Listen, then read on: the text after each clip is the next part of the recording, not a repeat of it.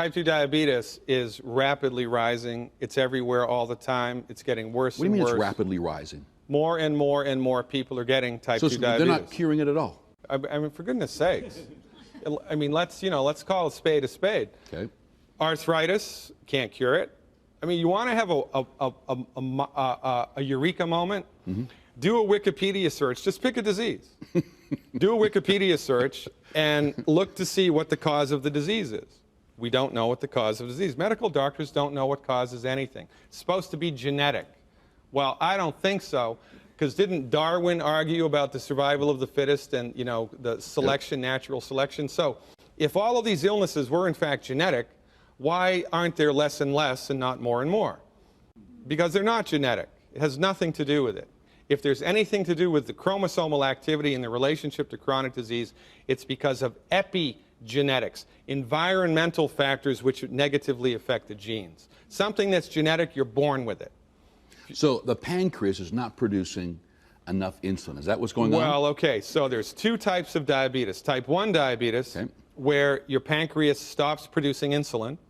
Then you need insulin to live. And type 2 diabetes, which you develop later on in life, where your body starts to get sluggish in its ability to metabolize sugar, right? Type 2 diabetes is rising rapidly. Now, interestingly enough, the medical doctors have no idea what causes it, and they have no idea how to cure it. They manage it with metformin and with insulin. Metformin reduces the liver's ability to metabolize sugar. So let me walk you through how this happens, okay? So you eat something that has sugar in it. By the way, sugar is not the Antichrist. Okay. Sugar is the gasoline of the body. You couldn't blink an eyelash without sugar.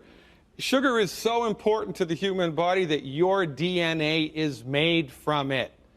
DNA is an acronym, deoxyribonucleic acid. The ribo stands for ribose, which is sugar. Sugar. Your DNA is made from sugar. You couldn't blink an eyelash without it. The problem isn't sugar. It's how much are you eating and how efficient is your body at dealing with it. So, eat something that's got sugar in it. Your body produces insulin. Insulin floats through the blood, binds to the cell walls. How does it know how to do that? You would think that would be an interesting question to ask, but medical doctors don't ask that question. How does it know what to do? It's a biochemical. How does it know where to go and what to do? Well, I'll tell you how it knows where to go and what to do, because there's divine intelligence guiding it, period. So insulin floats through the blood, binds to a cell wall. There's a little receptor on the cell wall that's specific just for insulin. Insulin binds to that receptor, sends an electrical signal through the middle of the cell to open up a door on the other side of the cell to let the sugar in. It's like somebody showing up at your house, ringing the front doorbell, and the kitchen door opens up to let the groceries in, all right? That's how it should happen if you're healthy. Okay. But in order for that signal to go through and open up the sugar door, minerals need to be present inside the cell. So we're back to minerals. It's a big deal, man.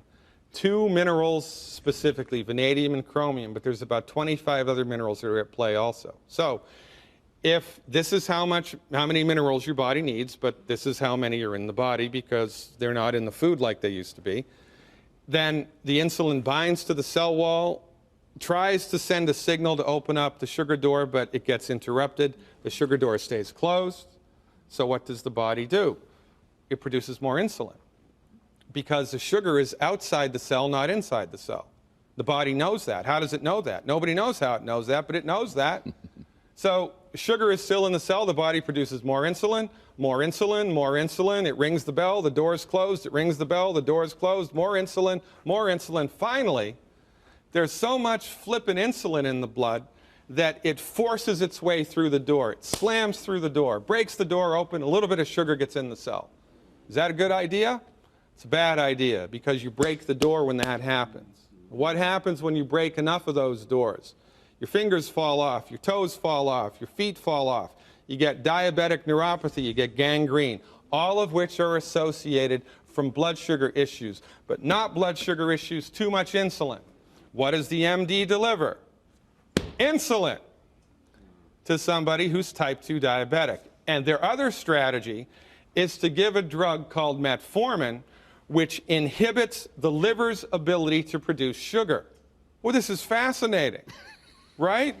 Yeah, let's do that instead of just giving minerals, which, by the way, in 1957, it was proven by a medical doctor that vanadium and chromium specifically was related to type 2 diabetes. This guy named Mertz, Dr. Mertz, could turn type 2 diabetes on or off in laboratory mice by giving or withholding chromium. That was in 1957. Well, why haven't we heard about it? Why isn't it out there mainstream helping people? Because a medical doctor, the pharmaceutical industry, makes more money managing the disease than they do in curing it.